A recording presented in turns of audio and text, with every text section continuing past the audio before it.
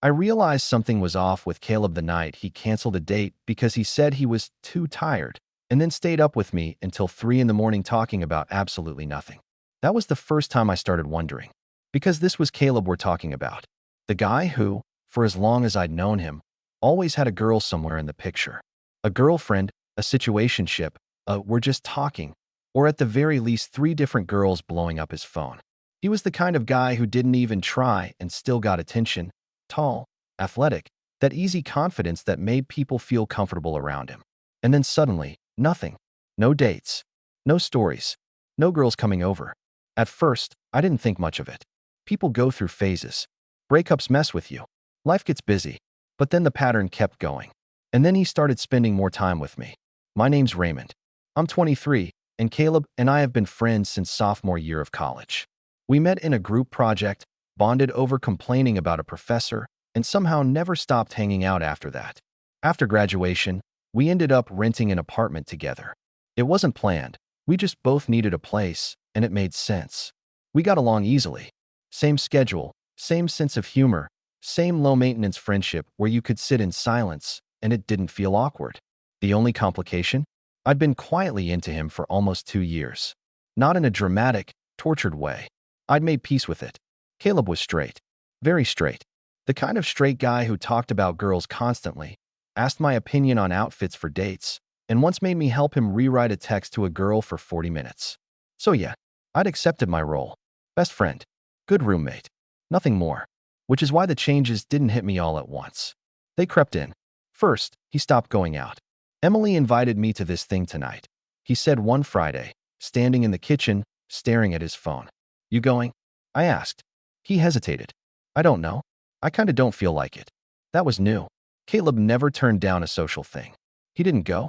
Instead, we ordered takeout and watched a terrible action movie while he roasted every plot hole like it was his full-time job. I didn't question it. Then it happened again. And again. A few weeks later, I noticed something else. His phone had gotten quiet. Normally, it was always lighting up. Notifications, Snapchat, texts, whatever. Now it just sat on the counter half the time, untouched. One night I finally asked, "What happened to all your girlfriends?" I said casually from the couch. He looked up from the floor where he was stretching after a workout. They're not my girlfriends. You know what I mean. He shrugged. I don't know. Just not really into it lately. That answer stuck with me longer than it should have. Because Caleb wasn't a not into it kind of guy. Around that time, he started working out more at home instead of the gym. Which meant he was around more. Which meant I was noticing more. Like how he'd walk around in gym shorts and no shirt without even thinking about it. How he'd flop down next to me on the couch instead of taking the chair across the room. How he'd started this habit of nudging me with his foot when he wanted my attention instead of just calling my name. Little things. Normal things. Except they didn't feel normal to me.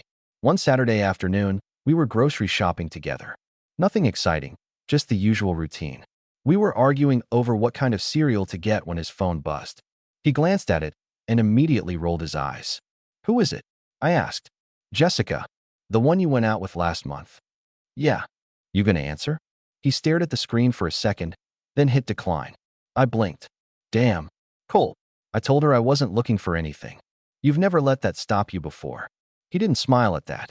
Instead, he tossed the phone into the cart and said, a little quieter, I just don't feel like dealing with it anymore. There was something different in his tone. Not annoyed. More like tired.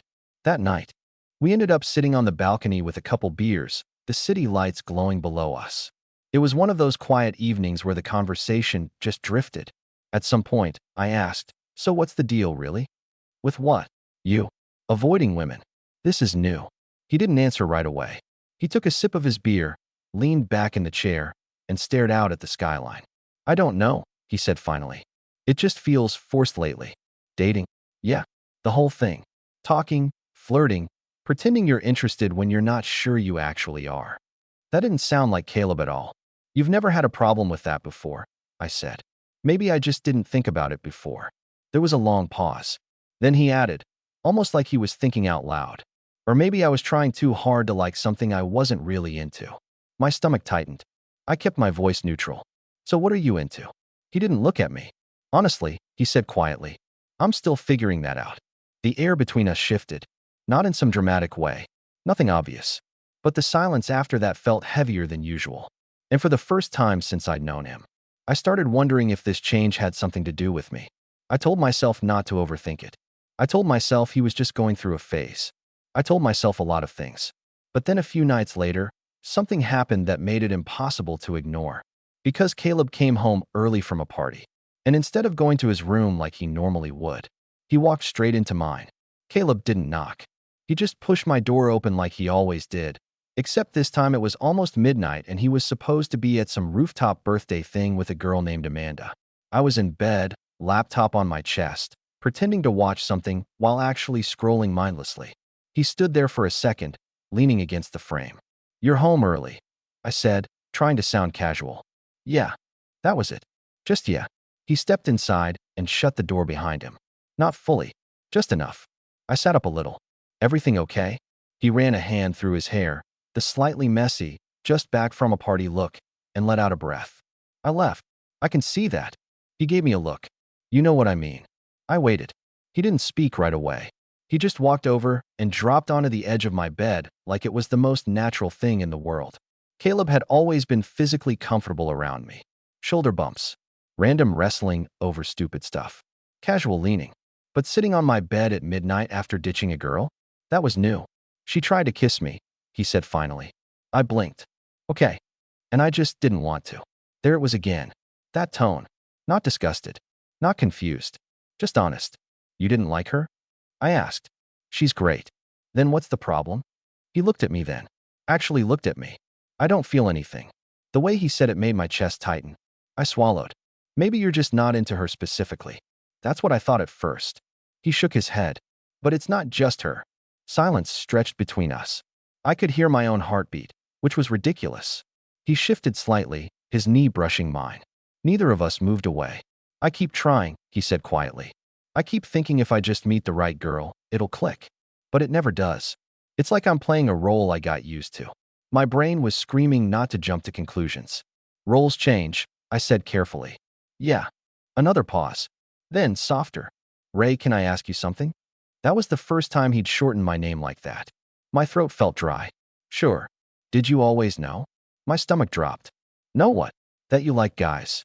The room felt smaller. He wasn't looking at me now. His gaze was fixed somewhere on the floor. I forced myself to breathe. "Why are you asking?" "Just answer." I hesitated. I'd never really talked about my coming out story with him. He knew I was gay, obviously, but we'd never gone deep into it. "Not always," I said finally.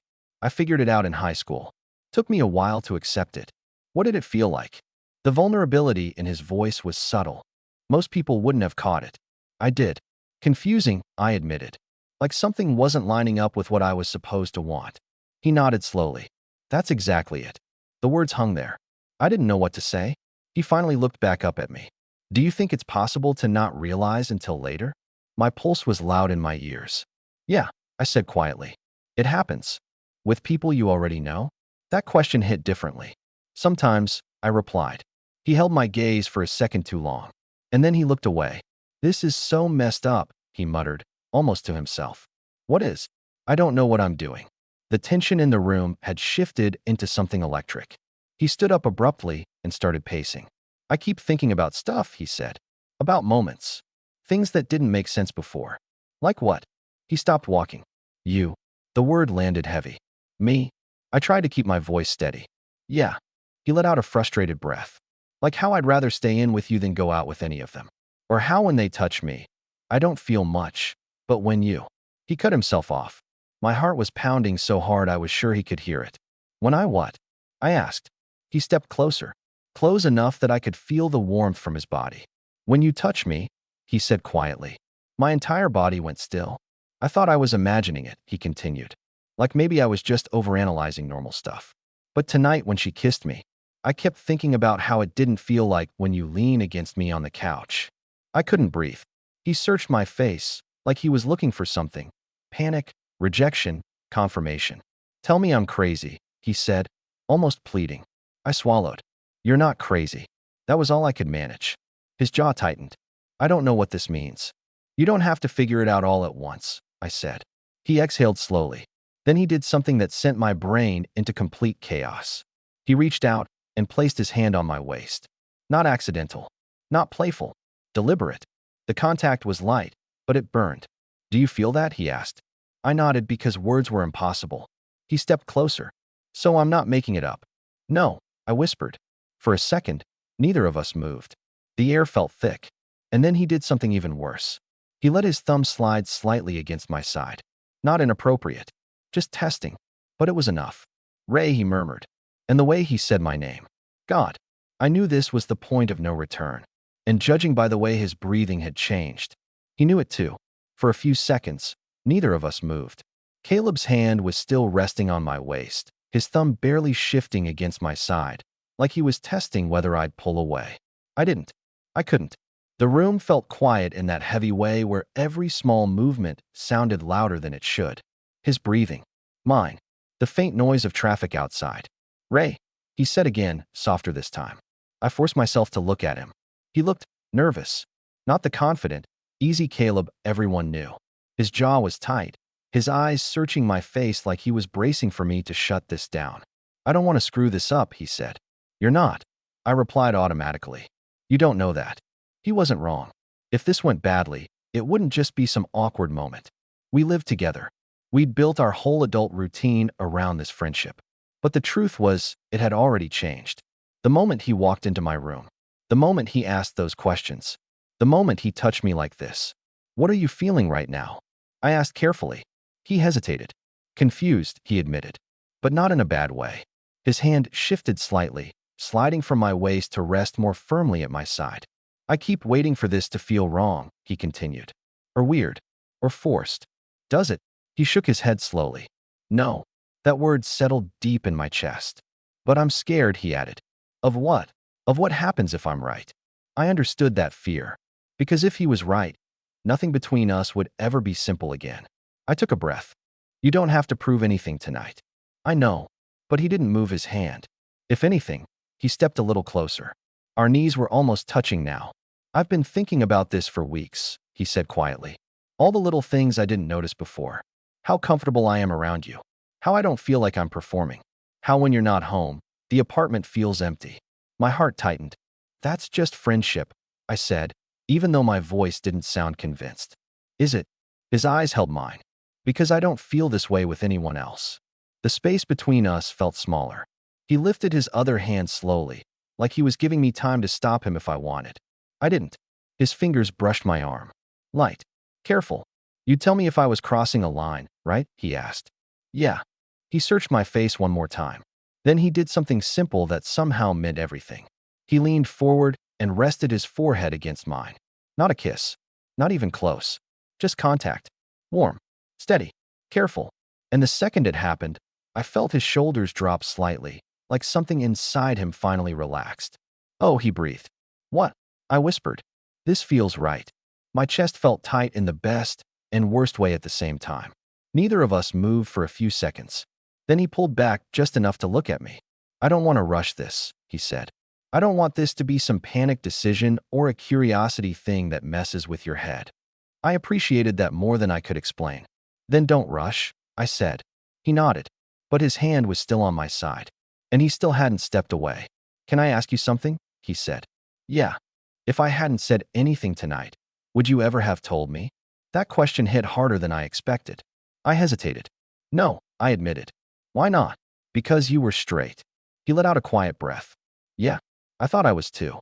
There was a strange, almost nervous smile on his face now. "Guess I've been avoiding girls for a reason." I laughed softly. "That explains a lot." He smiled a little more at that. Then the moment shifted again. Subtle, quiet, but different. Because instead of stepping back, he stayed close. Really close. Close enough that I could feel the warmth of his breath when he spoke. "I don't know what label this is," he said, "or what it means long term. You don't need to know yet. I just know," he swallowed. "I keep wondering what it would be like to kiss you." My heart stopped. He watched my reaction carefully. "You don't have to answer that," he added quickly. "I'm not trying to push anything.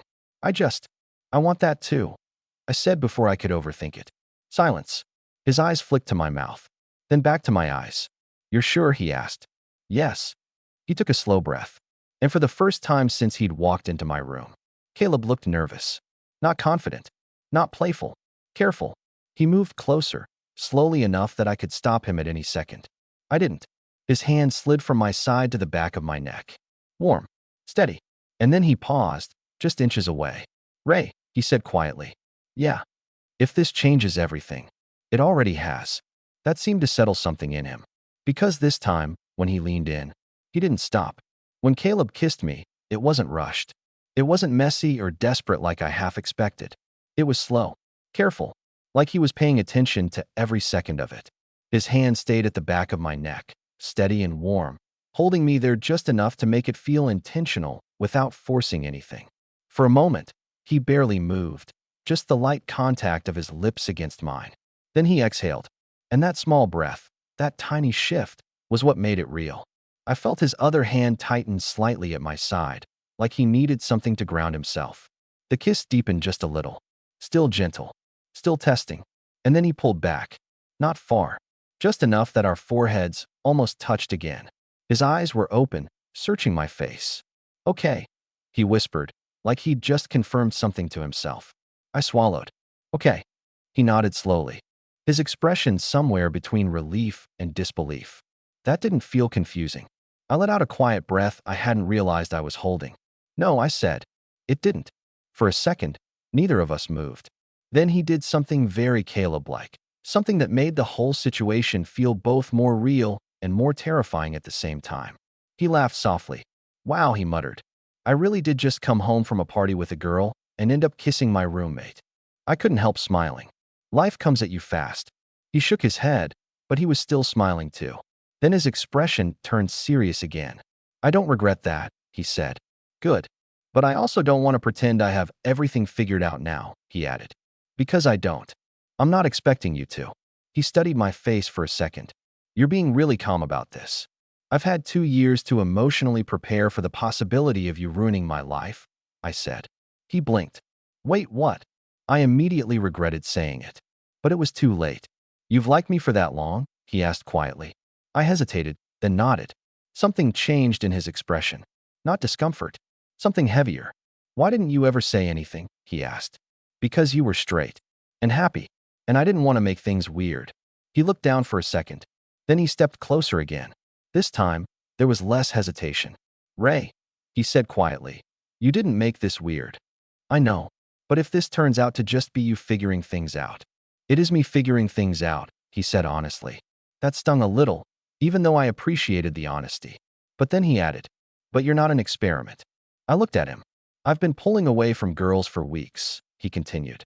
I've been thinking about you for weeks. Tonight didn't come out of nowhere. That eased something tight in my chest. He rubbed the back of his neck, suddenly looking a little awkward. I don't know what this becomes, he admitted. But I know I don't want to pretend nothing happened. Me neither. There was a quiet moment. Then he glanced toward the hallway. I should probably go to my room, he said. That surprised me more than anything else. Yeah, I agreed, even though part of me didn't want the moment to end. He nodded, but he didn't move right away. Instead, he reached out and squeezed my side gently, almost the same way he had earlier, but this time it felt more familiar. Less testing, more certain. Then he stepped back. At the door, he paused. Ray, yeah. If this gets awkward tomorrow, just tell me. It won't, I said. He gave a small nod. Then he left. The next morning was worse, because now there was history sitting between us. I woke up early, which never happened, and spent 20 minutes staring at the ceiling replaying everything from the night before. The kiss, the conversation, the way he'd said you're not an experiment. Part of me was excited. Part of me was terrified. And a very loud part of me was waiting for him to come out of his room, acting completely normal, like nothing had happened. I was in the kitchen making coffee when I heard his door open. My shoulders tensed automatically. His footsteps came down the hall. Then he walked into the kitchen. And for a second, we just looked at each other. There was a small pause. Then Caleb did something that erased about half my anxiety.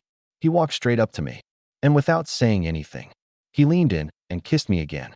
Quick, soft, morning simple. Then he pulled back. Good morning, he said casually, like this was the most normal thing in the world. I stared at him. You just woke up and chose chaos, I said. He grinned. Actually, he said, reaching for a mug. I woke up and realized I wasn't avoiding girls. I raised an eyebrow. Oh yeah. He glanced at me. I was avoiding everyone who wasn't you. And that was the moment I realized something important. Caleb wasn't just figuring things out. He'd already started choosing me. But what neither of us realized yet was that figuring this out as roommates was about to get a lot more complicated. Living with someone you just started kissing is a special kind of psychological torture, because it's not like dating where you get space between seeing each other. No, it's brushing your teeth next to the guy who kissed you 12 hours ago. It's pretending to casually scroll your phone while he walks out of his room in sweatpants and no shirt. It's trying to act normal while your entire nervous system is on fire. The first few days after the kiss felt unreal. Caleb didn't backtrack. He didn't act weird. He didn't pretend it didn't happen. If anything, he leaned into it. Subtly. One evening, we were on the couch watching some show neither of us cared about. He sat closer than usual. Our thighs were pressed together. Not accidental. Halfway through the episode, he reached down and laced his fingers with mine. Just like that. Like we'd done it 100 times before. I glanced at him. He didn't look at me, but I could see the faint tension in his jaw. "You good?" I asked quietly. "Yeah," he said. Then after a second, "This still feels right." That word again. Right. He squeezed my hand once, then relaxed. And that's how we sat for the rest of the episode. But outside our apartment, that was different. 3 nights later, we got invited to a small get-together at a mutual friend's place. Nothing wild. Just drinks, music, usual crowd. On the walk there, Caleb seemed quiet. "You nervous?" I asked. "A little." "About what?" He hesitated. "I don't know how I'm supposed to act." The honesty in that made my chest ache a little. "You don't have to act like anything," I said. "We don't owe anyone a public announcement." He nodded slowly. But once we were there, I noticed something. Girls still gravitated toward him. Old habits don't disappear overnight. One of them, Maya, I think, walked straight up to him with a smile and touched his arm like she'd done 100 times before. I watched his body language carefully. Normally, he'd lean in, smile back, flirt. This time, he stepped back. Subtle, but clear. "Hey," she said. "You disappeared on me last month." "Yeah," he replied, polite but distant. "Sorry about that. You owe me a redo." He glanced at me. Just a quick look. Then back at her. "I don't think that's a good idea." Her smile faltered. "Why not?" He hesitated for half a second. Then he said something I didn't expect. "I'm seeing someone." My heart slammed into my ribs. She blinked. "Since when?" "Recently." She tried to laugh it off. "Well, bring her around sometime." He didn't laugh. "It's not a her." The noise around us felt like it faded for a second. Maya's expression shifted. Confused. Then surprised. "Oh," she said. Caleb didn't elaborate. He didn't need to. She nodded slowly, mumbled something polite, and walked away. I stood there, frozen. He turned to me. "You okay?" he asked quietly. "You just did that," I said. "Did what?" "Came out. Casually. At a party." He shrugged, but I could see his pulse in his neck.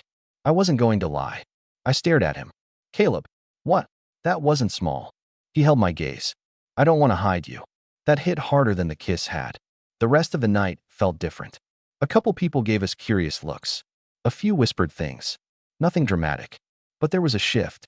And for the first time, I saw Caleb navigating a world that wasn't automatically built for him. On the walk home, he was quiet again. "Regret it?" I asked. "No," he said immediately. Then, softer. It felt good. Saying it out loud. We stopped at a crosswalk, the red light reflecting faintly across his face. "I don't know what label I fall under," he continued. "I don't know if this makes me bi or something else. But I know I don't want to pretend you're just my roommate." The vulnerability in that moment felt bigger than anything physical. I stepped closer. "You don't have to have the right word yet," I said. He nodded. Then he surprised me again. He reached for my hand in the middle of the sidewalk. In public. No hesitation. The light turned green, and we crossed like that. That night, back at the apartment, something shifted again. Not rushed. Not dramatic. Just natural. We were standing in the kitchen, close enough that our shoulders brushed. He looked at me for a long second. "You know," he said quietly, "this isn't why I started avoiding girls." I raised an eyebrow. "Oh, I didn't know this was an option at first." My chest tightened. "But once I started thinking about it," he continued, "I realized I wasn't losing interest in them randomly." He stepped closer. I was making space. "For what?" I asked softly. He didn't answer with words. He just leaned in. And this time when he kissed me, there was no hesitation at all. The difference this time wasn't the kiss. It was what happened after. Caleb didn't pull away quickly like he had the first night. He didn't check my expression right away or ask if everything was okay. He stayed close. His hands settled at my sides, steady, comfortable, like this was already becoming familiar to him. When he finally leaned back, he was smiling. Not nervous, not unsure, just calm. That doesn't feel new anymore, he said. My heart did something stupid in my chest. Is that a good thing? Yeah, he said quietly. It feels like something I should have figured out sooner. We stood there for a second in the kitchen, neither of us moving. Then he did something small that somehow meant more than any of the bigger moments. He grabbed 2 glasses from the cabinet. You still want that drink? He asked casually. Like we hadn't just crossed another emotional line. Like this was just us now. The next week settled into a strange new routine. We didn't label anything. We didn't have a what are we conversation. But things changed. Morning coffee together became automatic. If we were sitting on the couch, he'd lean into me without thinking. Sometimes his hand would find my knee, my arm, my fingers. Not constant, but natural. The biggest change, though, was him. Caleb wasn't avoiding girls anymore because he was confused. He was avoiding them because he wasn't interested. At all. One night, I caught him staring at his phone with a weird expression. What? I asked. He turned the screen toward me. A dating app notification. I forgot I still had this, he said. I raised an eyebrow. And he held the screen for a second. Then he deleted the app. Just like that. You don't have to do that, I said. I know. He put his phone down. I want to. There was no hesitation in his voice. That should have made everything feel secure. But a few days later, reality hit us. It happened when his friend Marcus came over. Marcus had known Caleb since high school.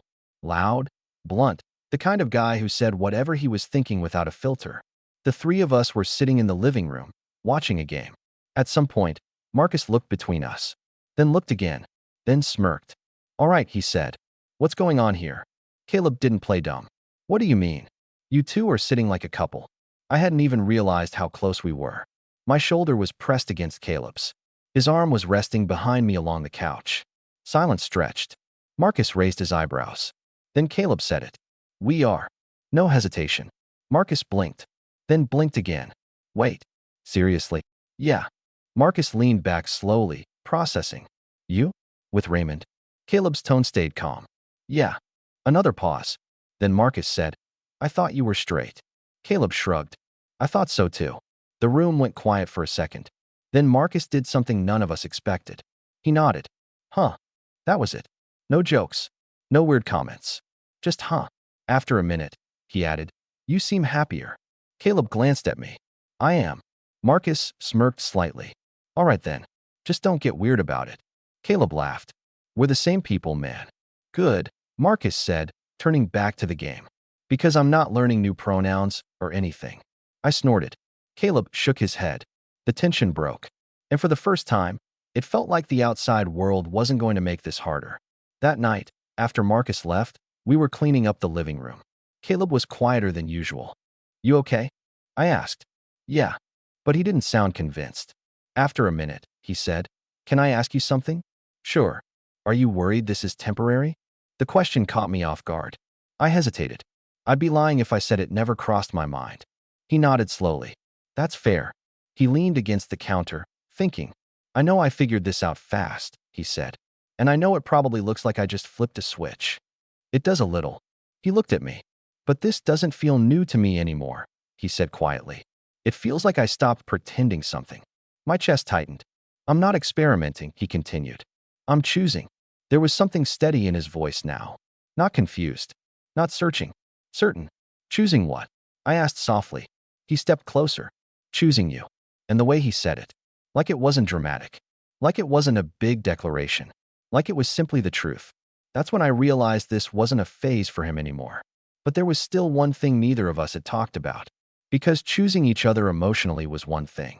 But living together, being together, and building something real, that was the next step. And neither of us knew yet how complicated that part was about to get.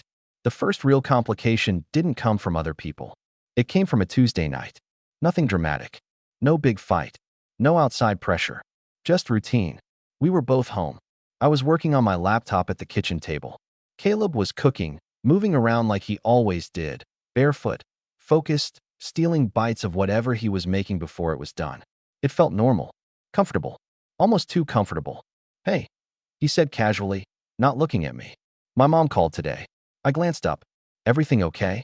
"Yeah. She's just asking if I'm bringing someone to Thanksgiving." My stomach tightened a little. "Oh." He finally looked at me. "She asked if I was seeing anyone." And, and I told her yes. My heart skipped. And I repeated. "And she asked who?" The air shifted. This wasn't Marcus at a game night. This wasn't a girl at a party. This was family. "What did you say?" I asked carefully. He leaned back against the counter. "I said I'm seeing someone I really care about." "That's vague." "Yeah." Silence hung there. "I didn't tell her it's you," he said. The words didn't hurt the way I thought they would. They just felt heavy. "I figured," I replied. He ran a hand through his hair, clearly frustrated with himself.